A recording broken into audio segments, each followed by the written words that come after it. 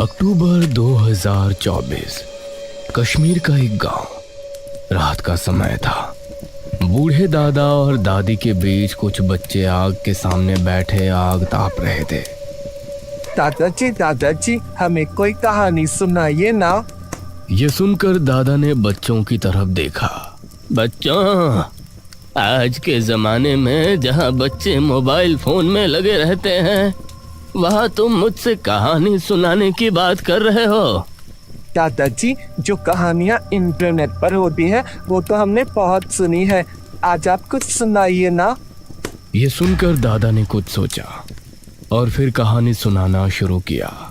कमलेश और गोमती दोनों की शादी को कुछ ही दिन गुजरे थे, लेकिन उनके बीच कुछ भी अच्छा नहीं चल रहा था। उनके बीच बहुत लड़ाई झगड़े हुआ करते थे और उस रात कमलेश गोमती को उसके मायके छोड़ने जा रहा था।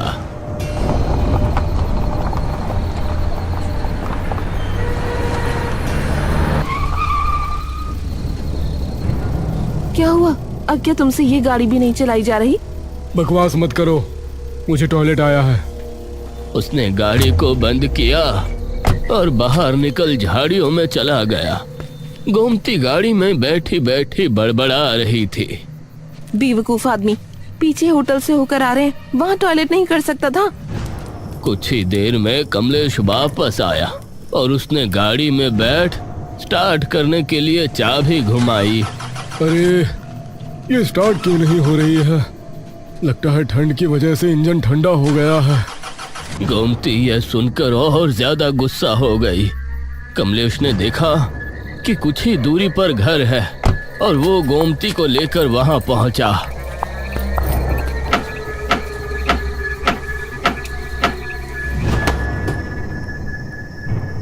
अरे बच्चों, कौन हो तुम लोग?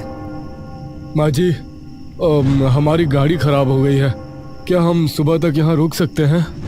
हाँ, रुक सकते हो। जल्दी से अंदर आ जाओ, रात का समय है, इस समय बाहर घूमना ठीक नहीं। बूढ़ी ने इन दोनों को अंदर ले लिया। अब दोनों उस कमरे में जाकर सो जाओ, बाहर निकलना ठीक नहीं है। जी शुक्रिया माँ जी।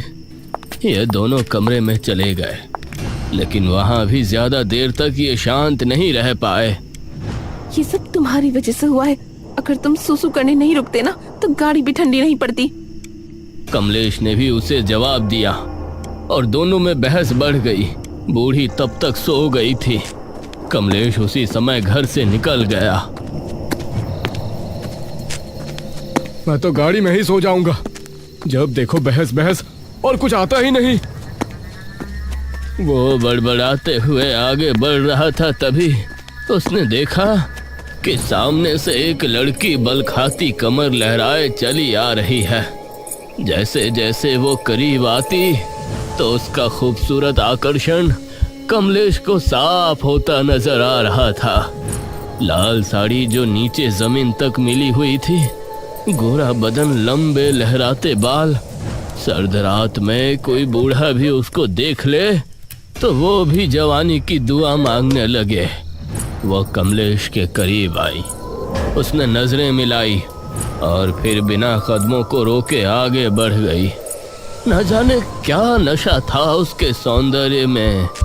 कमलेश बिना कुछ सोचे समझे उसके पीछे हो लिया। इस तरफ अब गोमती को भी अपनी गलती का एहसास होने लगा था। मैंने कुछ ज्यादा ही बोल दिया, इतना नहीं कहना चाहिए था। वो धीमे कदमों से कमरे से बाहर निकली, लेकिन उसका हाथ कुर्सी से टकराया। कौन है? तुम इतनी रात में कमरे से बाहर क्या कर रही हो? कुछ नहीं माँ जी, हम दोनों का झगड़ा हो गया था तो वो बाहर चले गए, अब उनको ही देखने जा रही हूँ। ये सुनकर बूढ़ी के चेहरे का रंग सा उड़ गया। मैंने तुम लोगों से कहा था ना, कमरे से बाहर ना निकलना। चलो अब जल्दी से। बूढ़ी गोमती को साथ लिए बाहर निकली।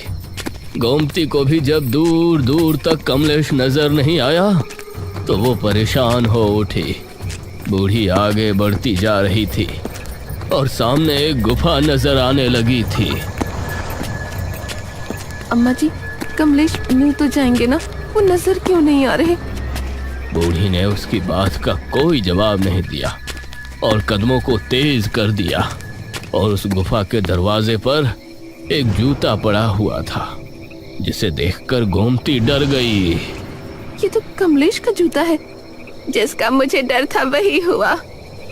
बूढ़ी गुफा के अंदर आगे बढ़ती रही और एक जगह जाकर इन दोनों के कदम रुक गए। बूढ़ी का दिल दहल उठा और बूढ़ी की आंखें भी खौफ से फट पड़ी। जो औरत कुछ देर पहले इतनी खूबसूरत दिख रही थी, अब वो एक बेहद भयानक डायन में बदल चुकी थी।